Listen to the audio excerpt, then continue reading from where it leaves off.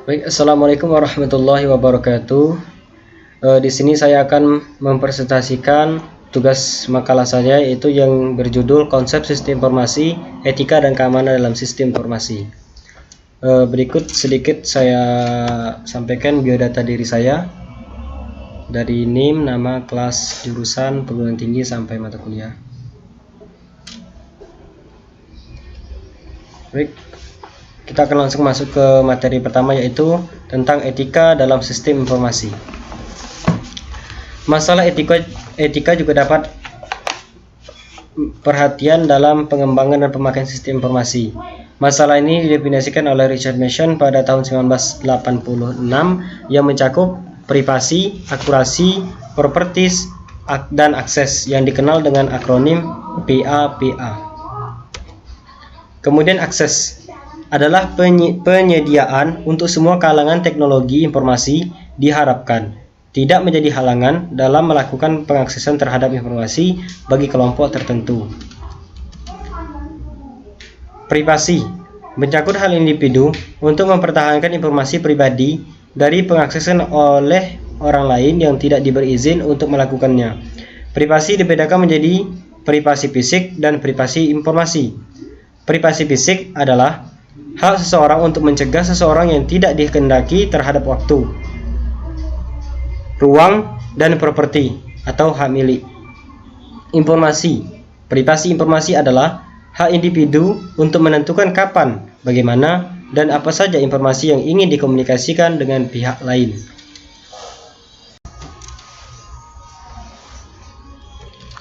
Kemudian keamanan dalam sistem informasi.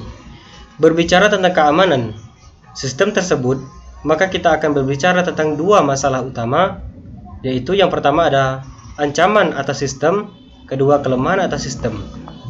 Ancaman adalah aksi yang terjadi baik dari sistem maupun luar sistem yang dapat mengganggu keseimbangan sistem informasi. Ancaman yang mungkin timbul dari kegiatan pengolahan informasi berasal dari tiga hal utama, yaitu yang pertama ada yang namanya ancaman alam, yang kedua ancaman manusia, dan ketiga ancaman lingkungan. Ancaman alam yang termasuk dalam kategori ini yaitu seperti ancaman air, banjir, badai, dan lain sebagainya. Yang kedua ancaman manusia, yaitu seperti virus, hackers, teroris, pencurian, penipuan, dan lain sebagainya.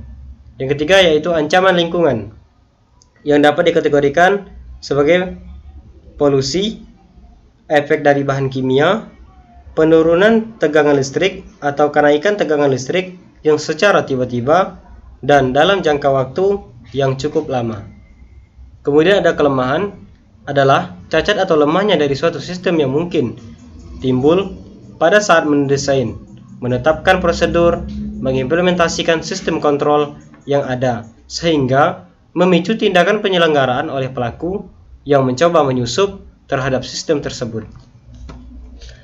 Kemudian pendekatan keamanan sistem informasi menggunakan tiga metode pendekatan utama, yaitu yang pertama ada pendekatan proaktif, yang kedua pendekatan detektif, dan ketiga pendekatan korektif. Pendekatan proaktif yaitu yang bersifat mencegah dari kemungkinannya terjadi ancaman dan kelemahan.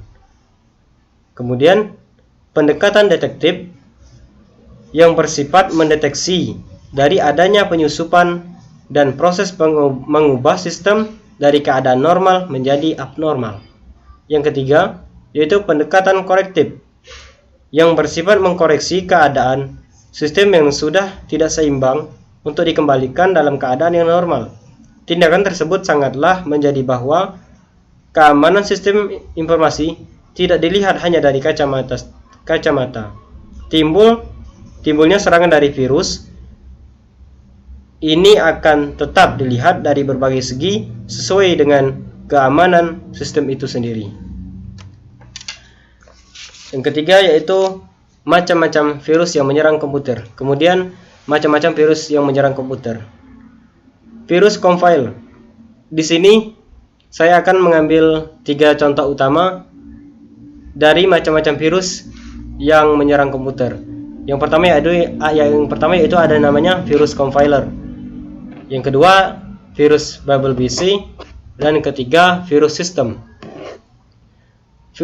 Yang akan saya jelaskan yaitu yang pertama virus compiler. Virus compiler adalah virus yang pertama kali muncul di dunia komputer dan mengalami perkembangan pesat sampai saat sekarang. Virus ini sangatlah sulit dibasmi karena dibuat dengan bahasa yang cukup rendah, yaitu yang menggunakan bahasa assembly. Memang bahasa ini cocok untuk semua virus, namun sangatlah susah menggunakannya. Sehingga keunggulan dari virus ini adalah mampu melakukan hampir seluruh manipulasi, yang mana hal ini tidak selalu dapat dilakukan oleh virus jenis lain karena sifatnya terbatas. Kedua yaitu virus BubbleBC. Virus ini termasuk salah satu jenis virus yang berbahaya dan telah masuk peringkat atas jenis virus yang paling cepat mempengaruhi komputer kita. Beberapa jam sejak keluarnya virus ini, sudah terdapat sebuah virus varian BubbleBD dan BubbleBA yang menyebar melalui email, jaringan komputer, dan aplikasi P2P. Virus ini menyebar melalui email dengan berbagai subjek yang berbeda. Yang ketiga yaitu virus sistem. Virus sistem atau lebih dikenal sebagai virus bot. Virus ini memanfaatkan disket atau tempat penyimpanan tanpa sepengetahuan kita. Saat akan menggunakan komponen komputer restart, maka virus ini akan menginfeksi master box sektor dan sistem bot sektor jika disket dan verifikasi ada di reader disket atau tempat penyimpanan. Begitulah varian macam-macam